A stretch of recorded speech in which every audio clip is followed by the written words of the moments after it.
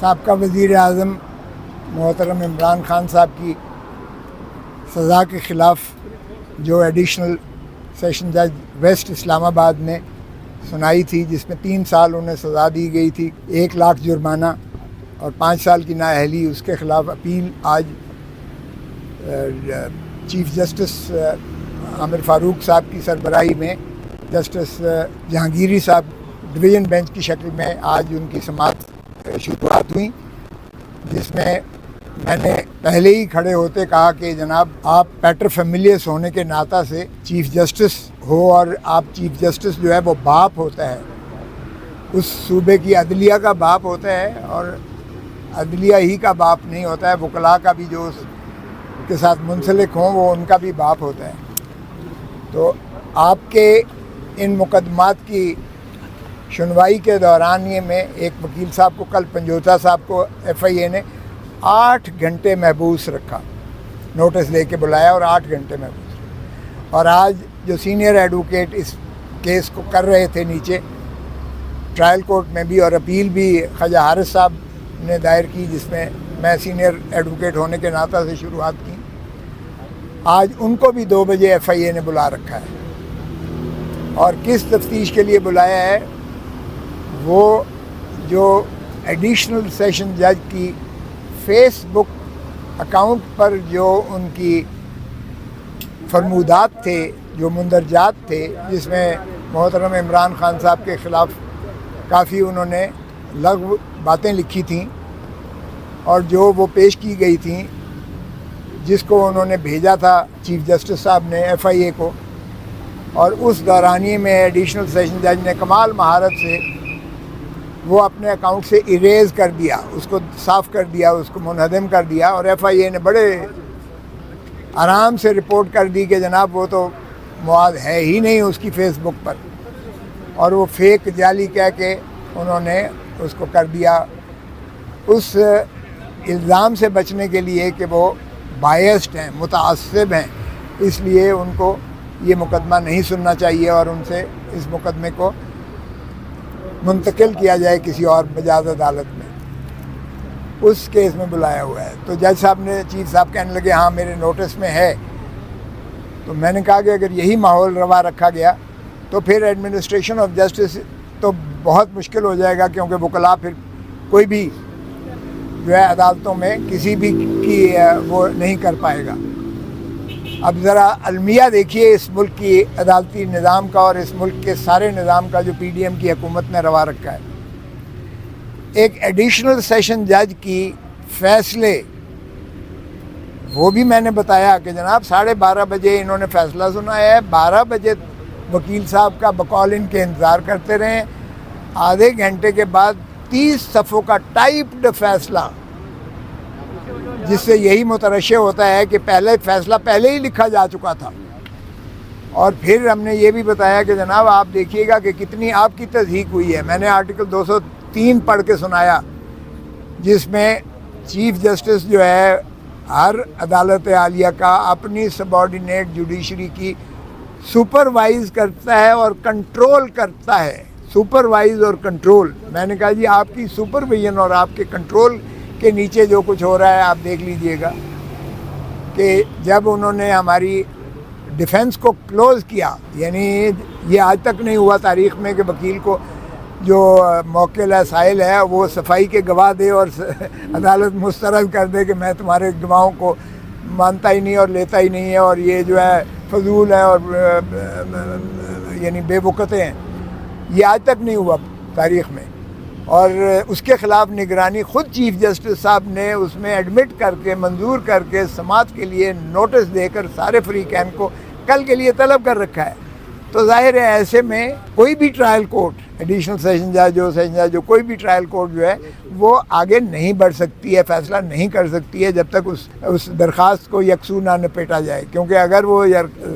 منظور ہوتی ہے تو پھر ظاہر ہے کہ صفائی کا گواہان ہوں گے، اس پر جو ہے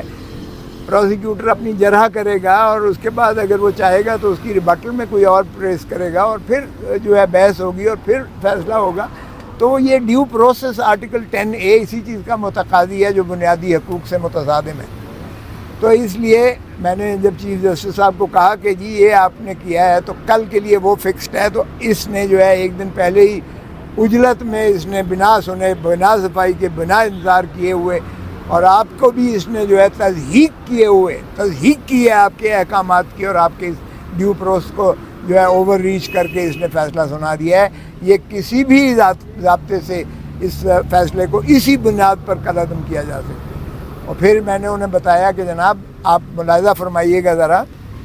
کہ اس میں جو شک ہے، جو دفعہ ہے یہ الیکشن ایکٹ کا جس کے تحت سزا کی ہے، اس میں حد سزا 3 سال ہے، یا اور اینڈنگ یا جرمانہ، صرف 1000 روپے جرمانہ بھی ہو سکتا تھا، یا دونوں چیزیں۔ اس نے میں نے کہا 3 سال نہ صرف فل سزا دی ہے، 1 لاکھ کا اسے صرف اختیار تھا جرمانے کا، وہ بھی اس نے اپنا پورا کیا۔ 5 سال نااہلی کا اسے درخواست تھا، اس نے وہ بھی پورا کیا۔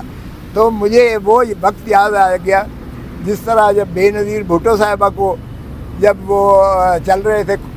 ایس جی ایس اور کوٹیکنا کے کیسز، آصف علی زرداری اور محترمہ بے نظیر بھٹو صاحبہ کے، اس وقت کے بھی یہی وزیر اعظم جو موجود ہیں اور ان کے بڑے بھائی صاحب جو سپریمو ہیں، ان کی حکم پر فل ڈوز اس کو دو، وہ ہم نے ٹیپیں چلائی تھیں، سب کو یاد ہے جسٹس ملک قیوم مرحوم صاحب کا جو وہ ہم نے ٹیپیں چلائی تھیں،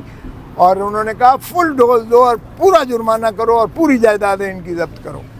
وہ بھی ہم نے وقت دیکھا، یہ ایگزیکٹ ریپلیکا وہی کچھ ہوا ہے۔ ٹیپس تو ہمارے پاس نہیں ہے لیکن کرائن یہی بتا رہے ہیں۔ اور پھر دیکھیے گا ترا اس پر کیا ہے، ایڈیشنل سیشن جج کا آرڈر کی تکمیل، 12:30 بجے فیصلہ ہوا ہے، 12:35 کے اوپر زمان پارک میں لاہور میں، ابھی وارنٹ یہاں سے گئے نہیں ہیں، لاہور میں پولیس نے گرفتاری کے لیے پہنچ گئی ہے، سارا گھیرے میں لے لیا ہے اور ان کو گرفتار بھی کر لیا گیا، جبکہ ابھی وارنٹ یہاں سے اسلام آباد سے لاہور جانا اتنی سرعت کے ساتھ ممکن ہی نہیں ہے۔ اور ویسے بھی وہ چونکہ دوسرا صوبہ ہے، کیونکہ یہ صوبہ یہ اپنا کیپٹل کی اپنی جو ہے ایڈمنسٹریشن ہے وہ پنجاب کا صوبہ بنتا ہے، وہاں تو ویسے بھی ایک home secretary to home secretary جایا کرتی ہے اور پھر وہاں سے جو ہے پولیس کو جانا مقصود ہوتا ہے، یا یہاں سے ایف آئی اے جائے۔ یہ کوئی بھی دنیا کی آپ برق رفتاری چلا دیں اس طرح نہیں پہنچ سکتا، اور وہاں سے اس کو عمران خان کو گرفتار کر لیا گیا اور اٹک جیل میں بھیج دیا گیا۔ اب ایک طرف تو یہ صورت ہے، ایڈیشنل سیشن جج کے حکم کی تکمیل دیکھیے کتنی تیزی سے ہوتی ہے، اور دوسری طرف سپریم کورٹ آف پاکستان کا 14 مئی کا فیصلہ واضح طور پر آتا ہے کہ 14 مئی کو الیکشن کروائے جائیں پنجاب میں، وہ ہوا میں بکھیر دیا جاتا ہے۔ یہ ہے ہماری ماشاءاللہ وفاقی حکومت کے کارنامے، یہ ہے پی ڈی ایم کی حکومت کے کارنامے۔ ایڈیشنل سیشن جج کے آرڈر کو برق رفتاری سے عملداری کر کے عمران کو اٹھا لیا جاتا ہے، اور سپریم کورٹ کا فیصلہ کہ 14 مئی کو جو ہے الیکشن کروائے جائیں، وہ آج تک وہ تشنگی ہے اس پر۔ حالانکہ جو نظر ثانی جو الیکشن کمیشن کی تھی، جس طرح سے سپریم کورٹ نے مسترد کیا ہے، وہ اتنا ڈیمننگ ورڈکٹ ہے الیکشن کمیشن آف پاکستان کے خلاف